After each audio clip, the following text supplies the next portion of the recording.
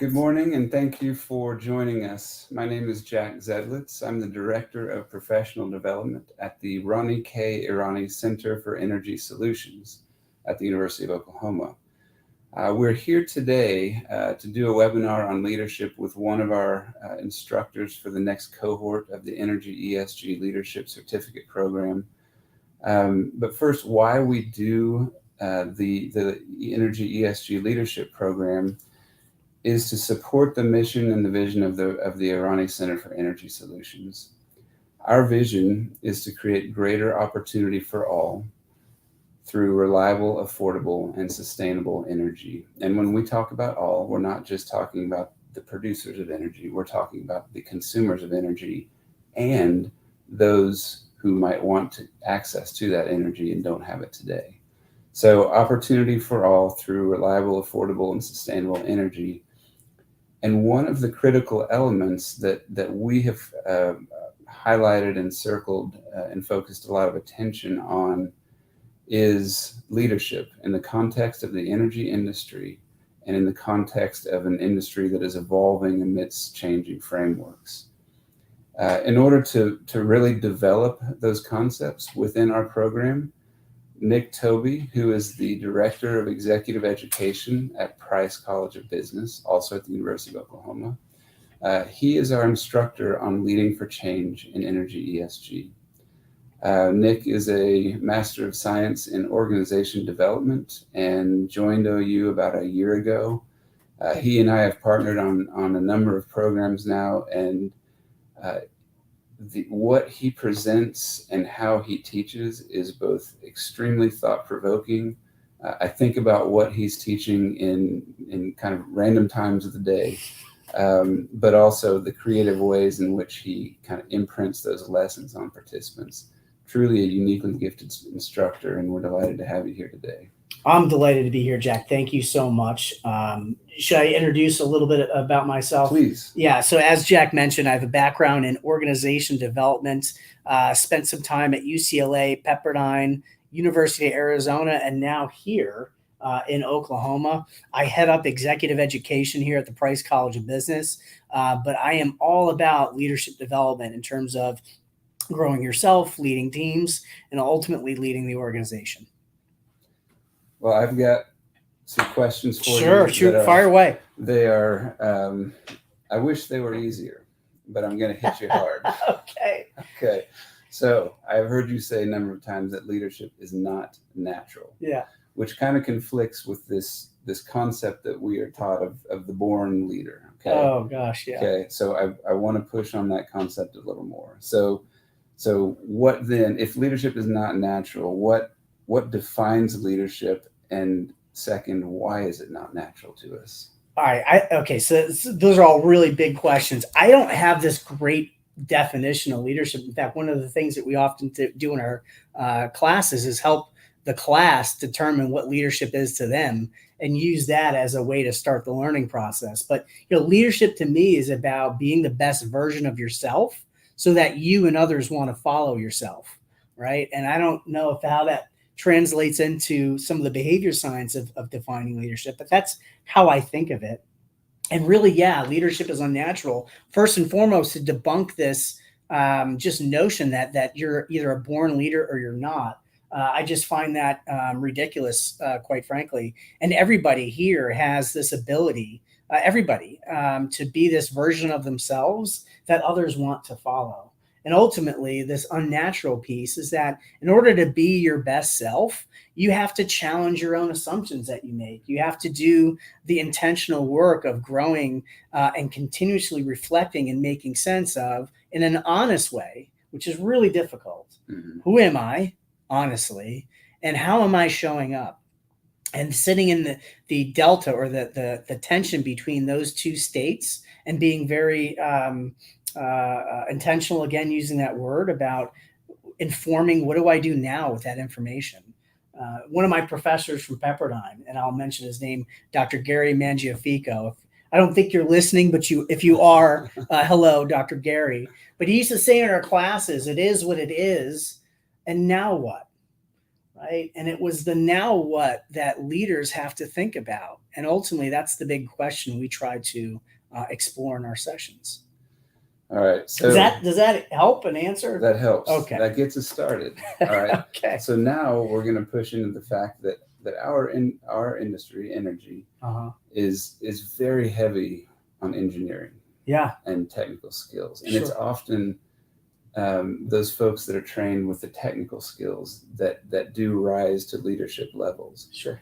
But I would say that being aware of yourself and showing up as your best self every day, right? That requires a lot of introspection, something that is not taught early on, and certainly not highlighted as someone is becoming a petroleum engineer or a geoscientist. So what does it take to develop that ability, that self-awareness, that introspection? Well, I would pull on a model that we use in our programs and give a shout out for the Center of Creative Leadership. But they have this model around vertical development. Ultimately, that's what we're talking about here. When it comes to leadership development, it's really with this notion of vertical development, which is essentially how do we become a better human being? What goes into shifting and changing behavior over time?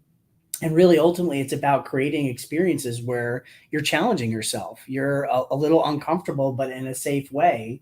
And then you also create environments where you get competing perspectives, right? And I could talk all day long about the lullabies and the narratives and stories we tell about ourselves and we tell about other people. But without those colliding perspectives, you're never going to expose the blind spots that you may have. And the last piece around it is this notion of sense making in an elevated way, so that you're really being intentional about how you're perceiving the experiences around you and surfacing those assumptions that you're making so that you can do a better job of seeing things clearly. What assumptions am I making? How am I really showing up? What did it feel like when I was doing X, Y, and Z?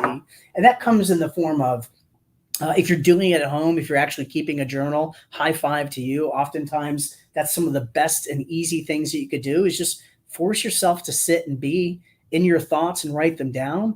Coaching is another great way that you can have that elevated sense making. But leaders, especially those engineers that have been trained to be really awesome engineers, well, what goes into training you to be a really awesome engineer? It's probably learning math, STEM, right? Very binary type learnings where there's good and bad.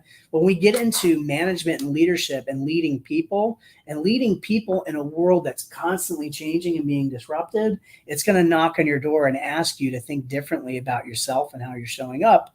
And ultimately, that same training that you had to become a great engineer isn't going to help you here.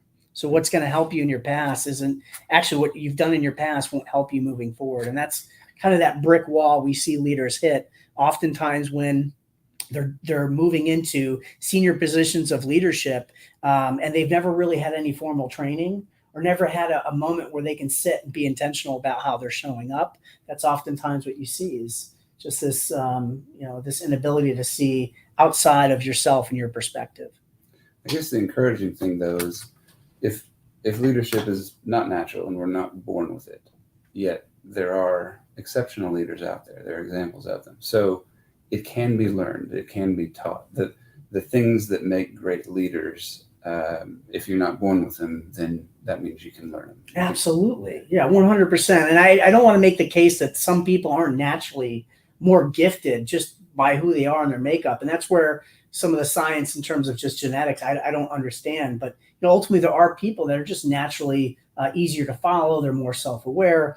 Maybe it's their environment, nature, nurture that led them there. But ultimately, this whole idea that you had to be born a certain way to become a leader is just bunk. And yes, everybody has the ability to create a version of themselves that they and others want to follow.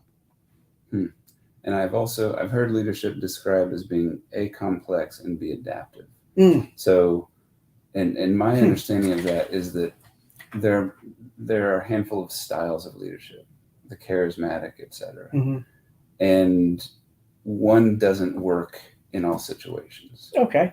And having the ability the understanding of leadership styles to adapt your style to a certain environment Mhm. So I guess that gives rise to that complex and adaptive description of leadership. Mhm. Do you see that? Do you see people who are able to kind of adapt their leadership style situationally?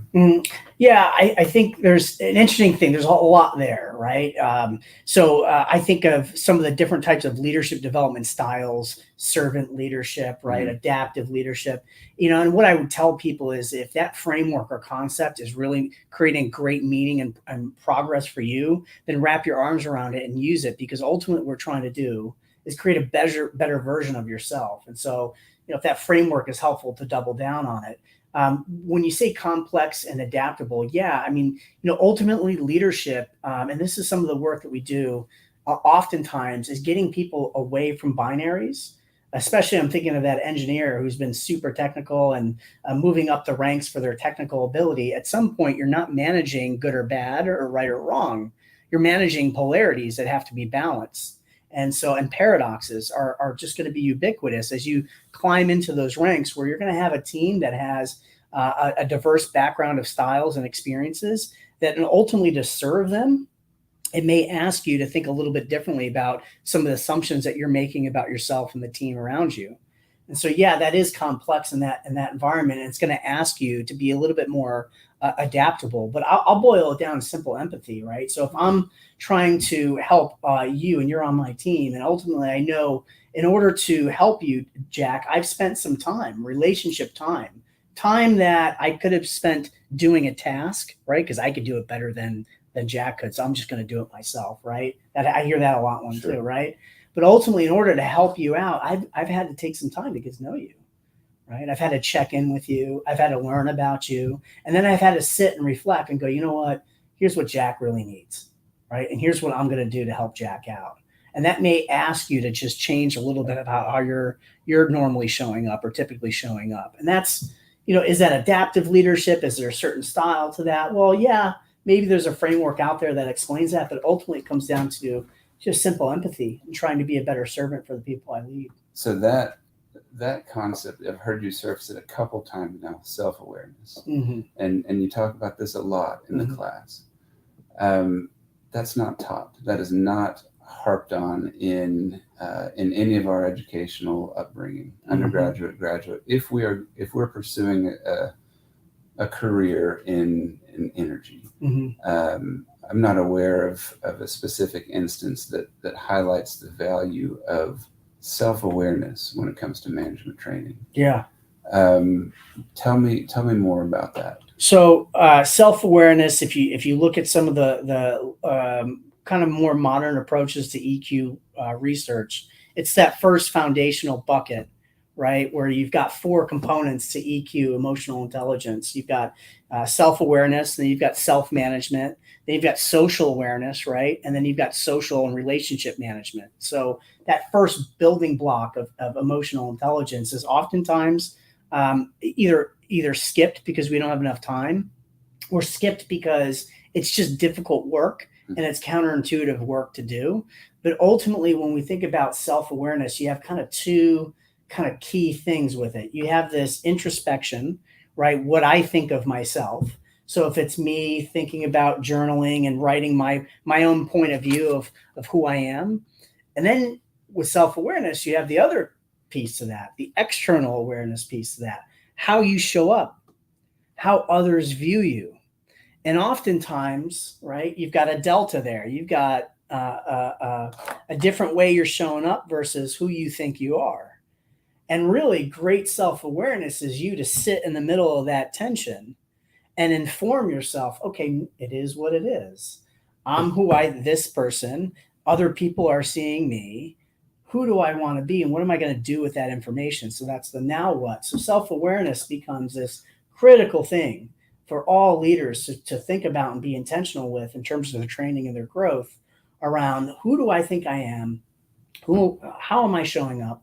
Great ways to get some data there is you can do your an individual self-assessment, right? You can get some data. Most common one out there is the DISC methodology and profile. You've got also your journal, right? You can review how you're thinking, even just your thoughts, the pattern of thoughts that pop up is a great indication of how you're thinking about yourself.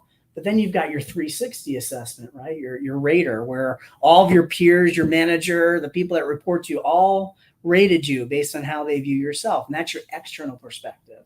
And what we see a lot of times in the market, and this is some research out of Korn Ferry shows this, but they had something, I think it was around 2013 or 14, 80% of the executives, and I think the end number was above 500, so a decent study, realized that they were 80% of them said that they were self-aware. And then when they did the self-awareness profile in that same data set, only 10 to 15% showed any self-awareness. And we see this time and time again because it's so difficult, right, of a journey to take on, that most people tell themselves this lullaby, right? I'm this most amazing person, I'm this and that. And then when they see how other people think of them when they show up, there's always going to be a difference there. And really great leadership development should start there, is being honest about who you are.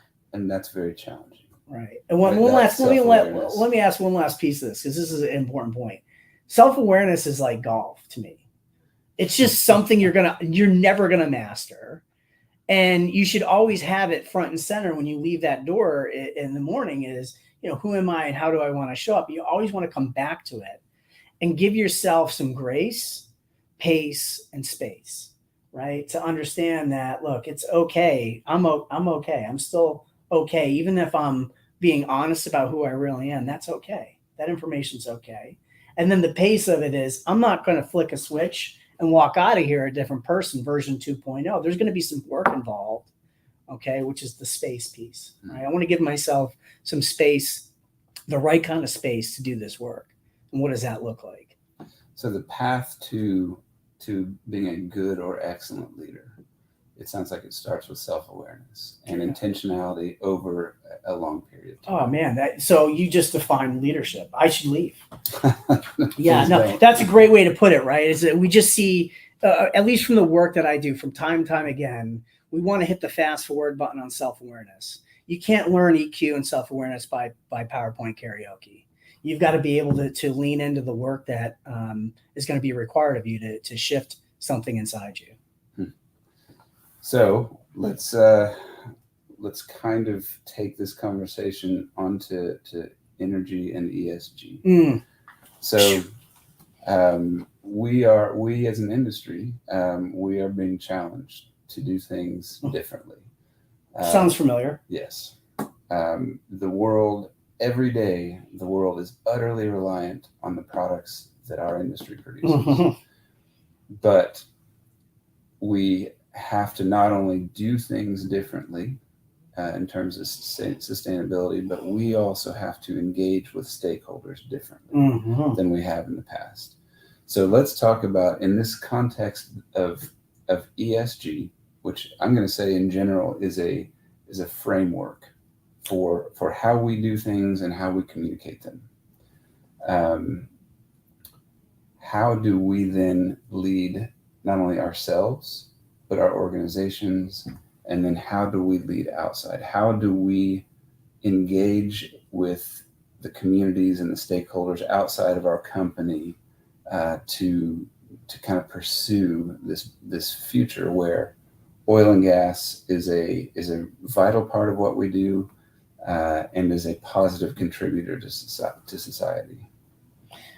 Yeah, those are okay. So I would tell you this, ultimately, and I would say ESG is an emerging framework, right? We're still trying to figure out, is this the right framework, or, I would argue it's directionally the way we need to start to think about how do we take this capitalist system and then keep and maintain some of the key pieces of it, and yet use it to solve some of these big, complex global problems that humanity is facing, right? And this is this emerging framework.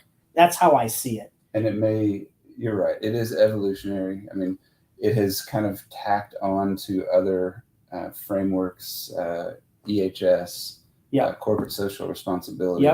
Those are now kind of rolled under ESG, and now I think ESG is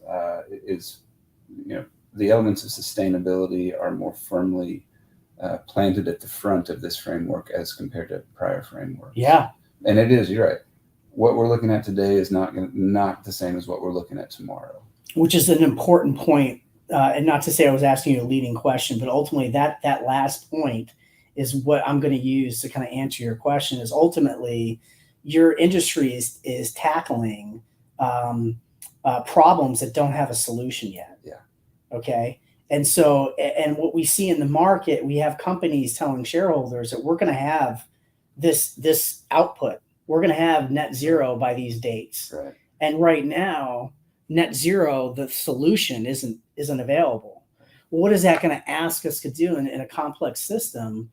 We're no longer, and I'm being anecdotal here, okay, but a pattern of behavior I typically see is as you grow into your career, you develop this cape. Over time it's sewn longer and longer and longer. And then over time you want to walk into these problems with your cape on and just you're the one that solves them. And more as time moves forward, the more and more we're going to have to think outside of ourselves and think outside of our organizations to tackle and solve these complex problems, which means we're going to have to be more human than we were in the past in order to solve some of the things that your industry has to solve. And what is that going to knock on the door and ask you to do as a leader? It's going to ask you to open up your blind spots. It's going to ask you to leverage diverse perspectives. When you're managing your key stakeholders, it's going to ask you to tell tighter stories to them, right? The more and more you're going to have to rely on the other human beings inside your organization to not only address these problems, but also to navigate, right, these stakeholder forces that you're having to navigate. It's ultimately the organization is going to have to become more human in terms of how it creates value than it was in the past. And that ultimately is where I see the big leadership paradox for energy is how do you create an energy system that has some more of those human values in a company that's driven by safety, compliance, right? But what does innovation look like in a company that has to have very tight, regimented processes that keep people safe? That's a tricky question. And ultimately, there's not one individual that's going to solve it. It's going to be a collective of people. So what you just said brings about another point you've brought up in different programs. That point about we have to be more human, but you have clearly identified one aspect as not being beneficial when you approach humans as being problems to solve. Yeah. So can we develop that anymore? So we have to be more human, but we have to approach it in a way maybe differently than our kind of problem and solution focus has been in the past. Yeah, and it really is. It's just being honest about the labor market right now, and it's really also thinking about, in this industry 4.0, moving away from labor being the mechanism by which machines produced goods at scale to now the organizations are having to use artificial intelligence, use all these complex technologies, and really figure out a new way to create value, new operating models to do it. And inside the organization, all of it points to just a better connection to the people inside that system, right? So better relationships with the people that you work with, better leadership, right? So all of these are more human type problems that we're trying to think through. And ultimately the end point is to be a better energy company, right? To solve more of these complex problems. But that's, that's kind of how I think of it. What was the question again on, you mentioned problems not to be solved, right? Yeah. Treating humans as problems. Yeah. So, typically, in engineers, and this comes from a positive psychology researcher named David Cooperrider. But he created a framework called appreciative inquiry. And ultimately, what I learned from that is that when you start to think about culture change and changing your organization, we can't look at human beings the same way we look at engineering problems, right? So if we want to create an organization and a culture that's high performing, right, that is the right environment to solve some of these complex challenges, that understands how innovation should look and has the freedom and space to try new things or to share new ideas. What does that look like? Well, it looks like, we don't look at human beings that are in that system the same way we would look at a machine that breaks, right?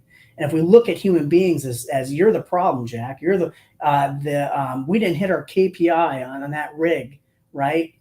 Well, it was Jack's fault, and it was because Jack didn't show up on time, or he's always the one. I'm using you as the example. You wouldn't. Jack is actually, he shows up on time. But my point is if you're ultimately, if you're looking at the individual as a problem and not the environment that you're creating as a leader, right? You're now distracting yourself as to what you really should put your focus on. So if you think of human beings the same way you think of that machine, is you're missing the point around what leadership should look like in the 21st century. So yeah, human beings are not problems to be solved. And also it goes back to human flourishing. What goes into making the people you lead be the best selves every day? Well, ultimately it's not blame, right? That's not the best way to change that team or that individual, right? So that's where human beings aren't problems to be solved. It's more of a mindset shift that we try to impart on those technically proficient people rising into leadership ranks or running a function. You can't think of it the same way you think of an engineering problem, it being a person or your team. The thread that keeps weaving in and out of this conversation is empathy. Sure. By the leaders. Yeah. And that's I am grateful that it can be learned, but it's not one that we traditionally have developed in our educational system when it comes to leadership. Can I give the life raft to anybody listening right now that may be thinking empathy is meaning you can't give anybody critical feedback? Sure. That's not the case at all. Ultimately through research, what we find with high performing teams is that it's okay to deliver critical feedback in the moment, even if it's caustic, even if it's a little rough around the edges. But empathy means, you know what, I got your back. I know that may have hit you hard. Let me pull you aside and talk to you a little bit and let you know that, you know what, I'm here to support you in your growth and your learning, right? We just need you to do this a little bit better next time. It just means that I'm going to be more human in my approach to make sure Jack has the confidence. So I'm using you now as an example on the rig where you messed up. Yes. You've got to go back to that rig, dude, and be confident, right? In order for me to go to my boss and hit my KPIs better, I need you to be better in your role, like showing up ready to go. And what we know about human flourishing is if you're operating in an environment where you're blamed, you're walking around on eggshells, you're going to get a dip in performance. So what does that ask me now as a leader, right? If I'm changing the team, what is it asking me to do in terms of my style and how I'm showing up? It doesn't mean that I'm not going to tell you did something wrong. It just means I'm going to be a little bit more human in how I approach it. And I'm going to put work and effort and time into things that may be counterintuitive if I've just been trained as an engineer, right? We talk a lot about moving away from task and more into norms, right? Putting your time and attention to the norms that you're observing versus, well, I know how to do it better, so I'm just going to do it, right? So that's a big shift for people, especially technical people, clinicians. I was marketing and sales. You go start to manage people. That's where I'm getting those same things aren't going to help you now. Managing a task isn't going to help you when you're trying to create a container or a space or an environment for human beings to flourish. They're two different sets of qualities. And by the way, nowadays you're going to have to manage both. I don't know if you knew that, but part of your job description is you're going to be a doer and you're going to be a translator or a manager or a leader, right? So nowadays we oftentimes are managing both, and it's so stressful, it's so chaotic, it's so overwhelming. You haven't even talked about burnout. So what we do typically is we first focus on self. What do you need of yourself each and every day to show up in this now environment? And we haven't even talked about artificial intelligence. And I mean, that's coming too. So if you're not kind of freaked out yet, give yourself some grace, pace, and space because it's coming. So we have scratched the surface of what Nick dives into. I'm leaning out here. Here we go. In this concept of how do individuals become not just leaders but great leaders? What does that role ask of you today, tomorrow, and down the road? and how do you, as a developing great leader, create a high performing exceptional team? The pursuit of excellence is it's the golf game. You're never going to be the master of it. When we think about all of the changes in the energy industry that have occurred, are occurring, and will occur in the coming decades, and the participants in our program as future leaders, whether it's of their business unit or of their entire company, we do put a lot of emphasis on leadership in a non-traditional way as a part of our energy ESG program. It's called Energy ESG Leadership for a very clear reason. Nick is going to be the instructor all day during our in-person week, and you will leave that room richer, intellectually, experientially. It'll change you for the better. So if you have any interest, there's a QR code right there that can take you to a page which will give you additional information. Our credential is becoming more and more recognized as a standard of quality in the energy industry for those that have some sort of a mandate to develop and implement ESG programs. Again, whether it's within their discipline or within the whole company, we can help you get there. Nick, thank you so much for your time, sharing your thoughts, your experience with us, and I will look forward to, again, being able to sit through a day of your instruction. It's an honor and a pleasure, and looking forward to it. Thank you.